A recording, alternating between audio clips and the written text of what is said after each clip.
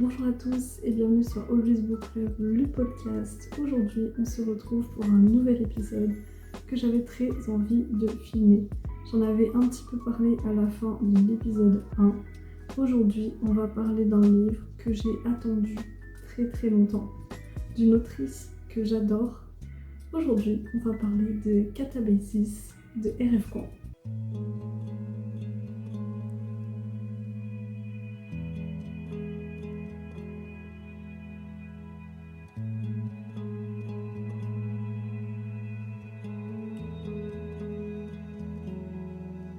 Si vous êtes nouveau sur cette chaîne, je m'appelle Audrey et voici mon podcast littéraire qui est disponible en format vidéo et audio sur Spotify. Tous les vendredis, j'essaye de tenir tous les vendredis, je vous présente ma lecture de la semaine et on va commencer tout de suite. Si vous me suivez depuis quelque temps ou que vous apprenez à me connaître, j'ai une passion pour les livres de R.F. Kuang. C'est une autrice sino-américaine qui se concentre sur de la fantasy, un peu Dark Academia, et elle mêle en général l'histoire de la Chine à sa fantasy. Elle a écrit une saga qui s'appelle The Poppy War, ou La guerre du pavot en français, qui est juste exceptionnelle, donc ça je vous le recommande. Et j'ai eu un avis un peu mitigé sur Babel. Donc Catabasis, je l'attendais vraiment au détour. On va commencer par le résumé de l'histoire.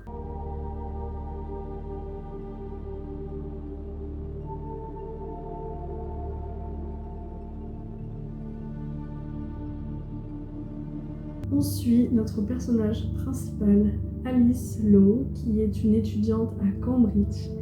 Elle a un diplôme en linguistique, plus particulièrement un diplôme en linguistique magique. Donc là, vous avez déjà le petit phénomène un peu fantasy qu'on va avoir.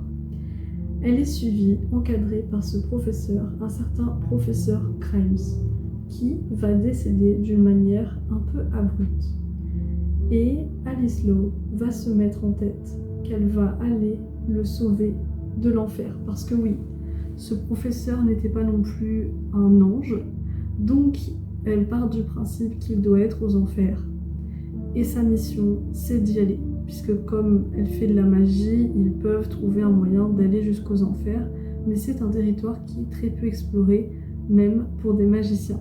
Et lorsqu'elle décide de s'embarquer dans cette mission, un camarade de classe, si on peut appeler ça comme ça, puisqu'elle ne l'aime pas tellement, va embarquer avec elle jusqu'en enfer, et ce camarade de classe s'appelle Peter Murdoch. Il y a deux raisons pour lesquelles Alice Lowe veut retrouver le professeur Grimes. La première, c'est parce qu'elle pense qu'elle est à peu près responsable de la mort de ce professeur. La seconde, c'est parce que le professeur Grimes a une notoriété très connue dans le monde de la magie et qu'elle voudrait une lettre de recommandation.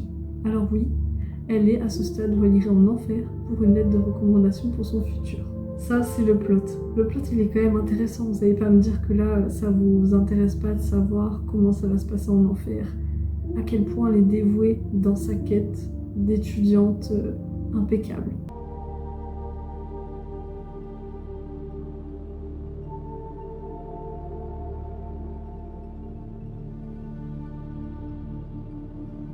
Forcément, le thème central, ça va être l'enfer. Ce qui est très intéressant dans cette œuvre de R.F. Kuang, mais la plupart de ses œuvres fonctionnent un peu de la même manière, c'est qu'elle va incorporer un grand nombre de classiques autour de la thématique qu'elle va aborder. Donc là, pour l'enfer, elle va parler de Dante, elle va parler de beaucoup de philosophes, donc Platon, etc., ce qu'ils pensent de ce que c'est l'enfer. Et c'est assez drôle parce que nos personnages principaux, donc Peter et Alice, vont faire des références à ces œuvres-là, comme si on est en train de faire un papier en fait, finalement. Et c'est très drôle, je trouve ça un peu marrant parce que pour moi-même ayant fait un master, je vois ce que ça fait de devoir citer des gens et de se dire ouais, si je pars sur cette théorie, c'est parce qu'un tel avait dit ça et du coup je complète. Ben là, ils font la même chose, sauf qu'on parle de l'enfer. Donc des pièces de théâtre sont mentionnées, les tragédies grecques sont mentionnées bien sûr. Et il y a une particularité à cet enfer. Quand on pense enfer en général, on va penser, moi dans ma tête, l'image que j'ai de l'enfer, c'est Percy Jackson et le voleur de foudre, mais version film, quand ils passent par le haut de Hollywood et qu'ils vont dans le terrain des enfers. et qu'on a cette image un petit peu glauque, ou sinon l'Or Olympus, le royaume des enfers dans l'Or Olympus, que je trouve aussi très très intéressant puisque c'est comme une espèce de ville très moderne où le fait de mourir c'est un machin un peu administratif, les gens sont classés en fonction de cases, etc. Et la particularité dans le livre de R.F. Kuang, c'est que l'enfer va dépendre de la personne qui débarque dans cet enfer en question. Donc Alice et Peter vont faire un sort pour diviser leur vie en deux. Donc ils vont sacrifier une moitié de leur vie, ce qui fait qu'ils peuvent aller en enfer, mais ils ont théoriquement une chance de revenir à la vie, juste qu'ils vont vivre un peu moins longtemps. Et lorsqu'ils arrivent en enfer, l'enfer c'est un campus universitaire, le campus universitaire d'Oxford. Et je trouve ça tellement drôle parce que combien d'étudiants vont à la fac et se disent terrible cet endroit. Donc j'ai trouvé que ça m'a un peu fait rire sur le moment. Et en fait, ils vont beaucoup débattre sur la représentation de cet enfer. On a plusieurs cartes qui vont être utilisées et l'enfer, il va être divisé en fonction des 7 péchés capitaux. Et en fonction de cela, on a un département universitaire dans ce livre, voilà, le département des plaisirs. C'est très drôle. Donc, dès le début, je trouvais que ce concept était intéressant et j'étais investie dedans.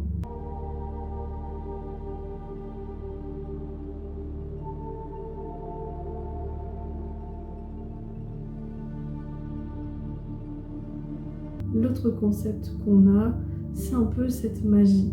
Mais ce qui est encore intéressant dans le monde de R.F. Kuang, c'est que ça va pas être de la magie à la Harry Potter. Ils vont dessiner des cercles, etc. Il y aura un peu ce côté magicien, mais ce qui fait la magie, c'est les mots. Et ça, je trouve ça tellement linguiste de sa part, de dire que les mots, c'est la magie.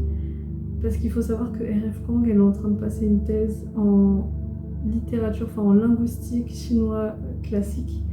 Et pour en avoir fait un petit peu, c'est très délicat et très difficile et c'est très très particulier. Déjà que le chinois moderne, c'est un peu compliqué, alors imaginez le chinois classique.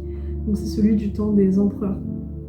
Et donc il y aura beaucoup de formules qui vont utiliser, qui vont être soit des théorèmes un petit peu linguistiques ou des choses, voilà, des interprétations sur l'enfer qu'ils vont mettre tout au long de l'histoire.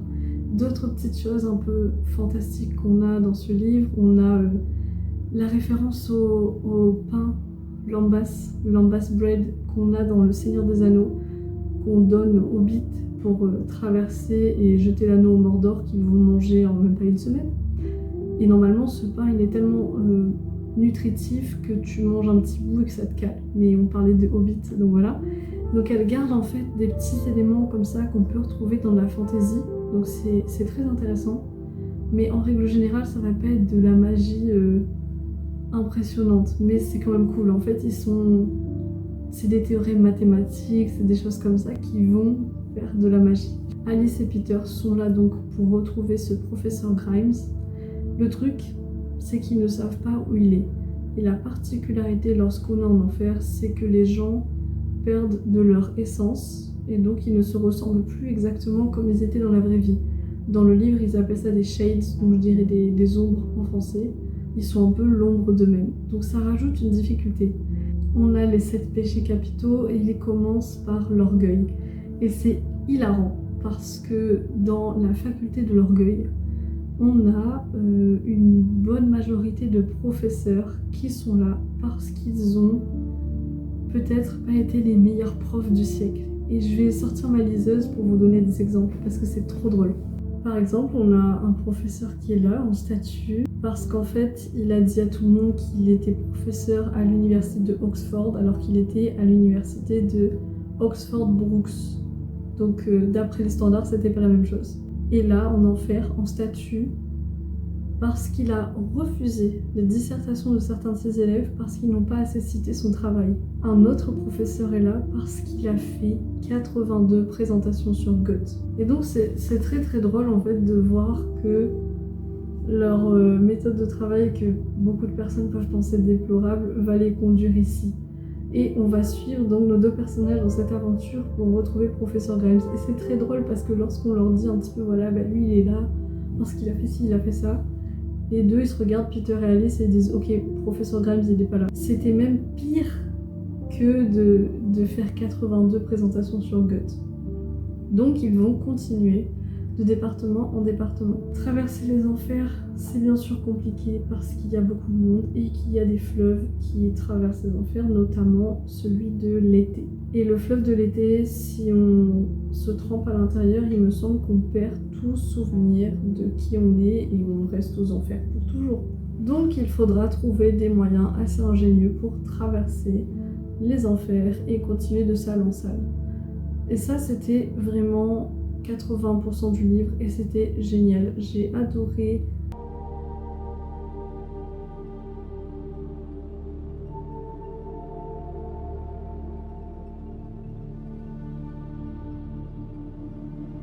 Nos personnages. En fait, ce qui est aussi un autre thème qui va revenir très très souvent, c'est cette importance qu'on donne à l'académie et cette glorification des professeurs.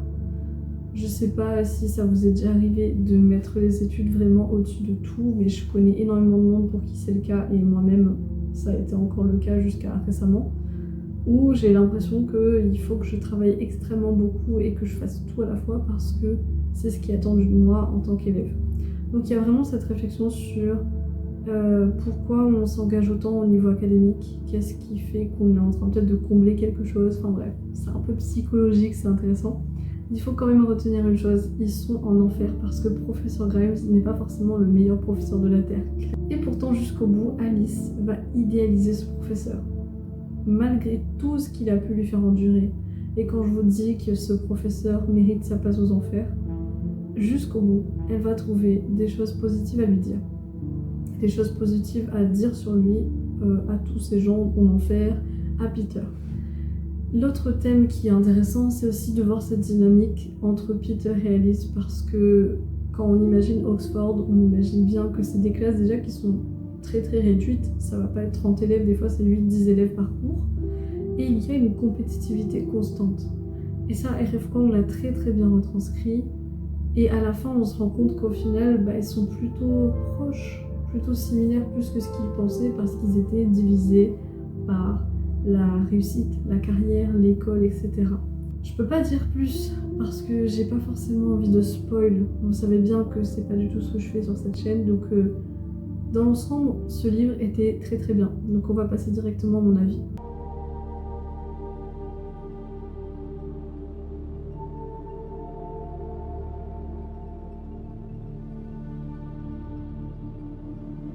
Je pense que j'ai apprécié 80% du livre.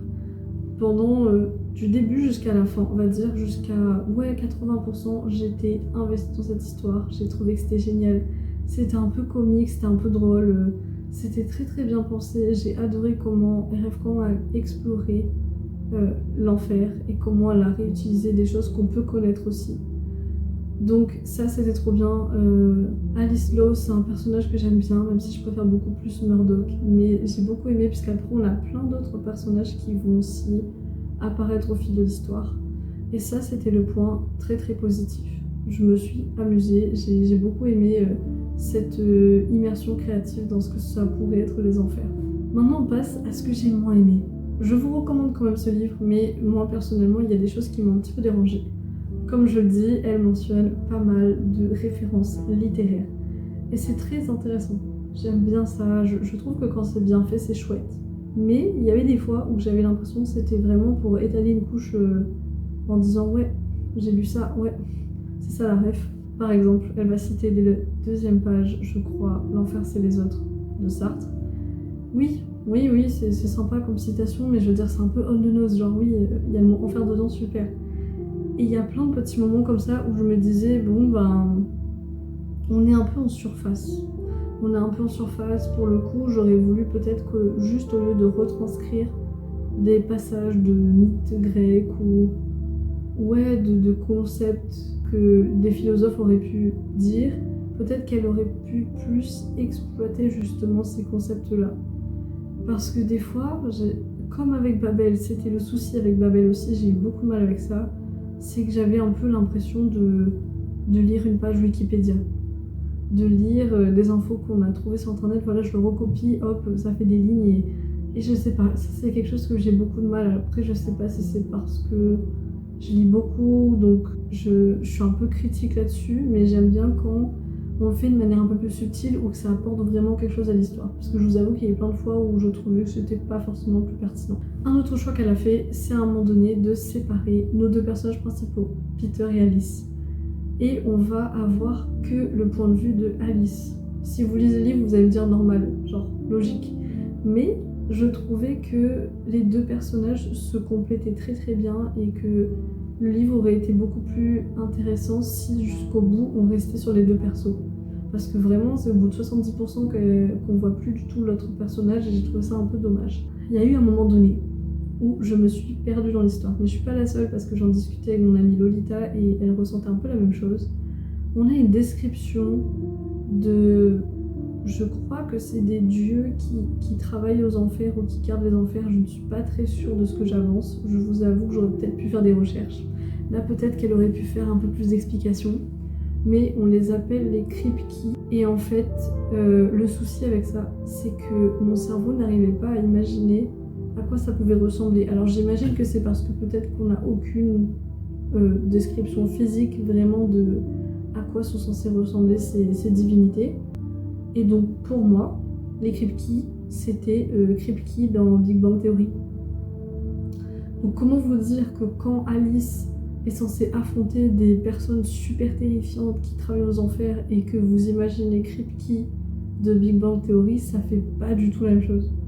Je n'arrivais pas à dissocier mon cerveau de ce personnage parce qu'il n'y avait rien, il n'y avait pas de substance qui faisait que je pouvais m'accrocher à autre chose. Et à ce moment-là, j'ai un peu décroché l'histoire parce que c'est devenu vraiment anticlimatique. Parce que la fin de ce livre, elle a... Je sais pas pourquoi elle a fait ce choix de fin. C'est une fin... tout est bien qui finit bien. C'est un peu les fins quand vous regardez un K-drama pendant des jours et des jours et des jours et que dans le dernier épisode tout se passe. Genre là, le boss il s'est mis avec l'employé qui était censé être moche mais au final elle est trop belle et du coup ils finissent par avoir un petit bisou et voilà. Et ben c'est un peu le même plot. C'est tout le long, je trouvais qu'il se passait beaucoup de choses mais ça allait un peu crescendo et sur les 20 derniers pourcents il fallait tout résoudre. Et c'était terrible, c'était terrible. Alors soit elle aurait dû faire une suite, peut-être, je pense que ça aurait pu être une idée. Ou peut-être recalibrer certaines choses. Mon hypothèse, c'est que peut-être elle essaye d'attirer une plus grande audience à sa communauté parce que R.F. Kuang a quand même cette écriture en général qui est un peu pessimiste, un peu triste.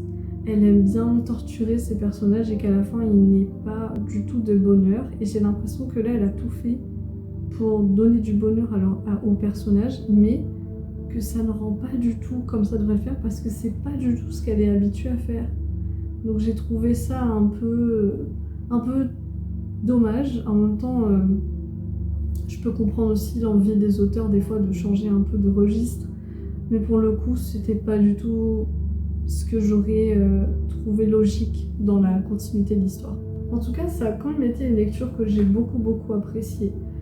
Je sais pas si j'en parle le mois prochain en octobre, je vais parler d'une sortie récente de V.I. Schwab et celui-là pour le coup il était beaucoup moins bien alors que je l'attendais aussi énormément.